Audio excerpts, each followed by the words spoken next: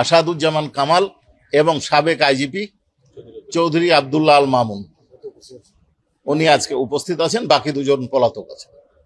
এই পলাতক দুজনের জন্যই পেপার পাবলিকেশন হয়েছে। তাদেরকে হাজির হওয়ার জন্য বিজ্ঞপ্তি দেওয়া হয়েছিল, তারা হাজির হন নাই।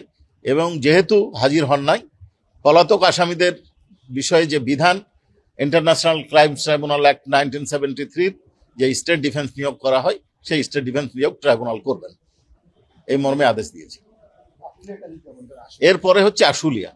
আশুলিয়া আপনারা জানেন যে 5ই আগস্ট আন্দোলন দমনের জন্য তৎকালীন আইন শৃঙ্খলা বাহিনী এবং আওয়ামী লীগ ক্যাডাররা যে নৃশংসতা প্রদর্শন করেছিল, তার অন্যতম ছিল আশুলিয়ায় 6 জন ব্যক্তি, যার মধ্যে একজন জীবিত ছিল, তাদেরকে পুড়িয়ে দেওয়া হয়েছিল। এই মামলায় তদন্ত প্রতিবেদন আমরা গত 19 জুলাই পেয়েছি এবং 19 জুন পেয়েছি। আমরা 1 সপ্তাহ সময় চেয়েছি ফরমাল চার্জ দাখিলের জন্য। এখানে 16 জনকে অ্যাকিউজ করা হয়েছে। আমরা স্ক্রুটিনি করে দেখছি। আমরা আশা করছি 2 জুলাই এটা দিন ধার্য হয়েছে, এর মধ্যেই ফরমাল চার্জ দাখিল করতে পারবো। আমার পাশে উপস্থিত আছেন special adviser to the chief prosecutor Toby Cadman এবং আমার বাম পাশে আছেন প্রসিকিউটর জনাব শহীদুল্লাহ সরকার। এই বিষয়ে আপনাদেরকে আমরা যেটা বলতে চাই, প্রসিডিওরের যেটা সিস্টেম হচ্ছে যে এইখানে আমাদের ইনভেস্টিগেশন এজেন্সি 16 জনকে অ্যাকিউজ করে রিপোর্টটা আমাদের কাছে জমা দিয়েছেন। আমরা স্ক্রুটিনি করব। যদি 16 জন মনে হয় যে 16 জনের বিরুদ্ধে প্রাইমা ফেসি কেস আছে, তাদের বিরুদ্ধে ফর্মাল চার্জ দাখিল হবে। যদি মনে হয় যে না 16 জন না 14 জন হবে, তাহলে 14 জনের বিরুদ্ধে হবে। যদি মনে হয় যে না ফার্দার ইনভেস্টিগেশন দরকার বা ওখানেই তথ্য উপাত্ত আছে, আরেকজন বাড়তে পারে, এটা আমরা ফর্মাল চার্জের দাখিলের দিনই বলতে। জি, 19 জুন পেয়েছি।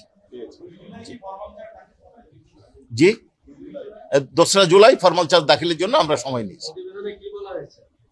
প্রতিবেদনে বিস্তারিত বলতে পারবো না, বলতে চাই না। আপনারা এইটুকু জানেন, অভিযোগ হচ্ছে যে তাদেরকে হত্যা করা হয়েছে এবং লাশ পুড়িয়ে দেওয়া হয়েছে। আপাতত এই বিষয়ে আমরা কোনো মন্তব্য করতে চাচ্ছি না। হ্যাঁ, গুমের মামলায় ইনভেস্টিগেশন কমপ্লিট হয় নাই। আমরা সময় চেয়েছি, অনারেবল ট্রাইব্যুনাল 2 মান্থ সময় দিয়েছে।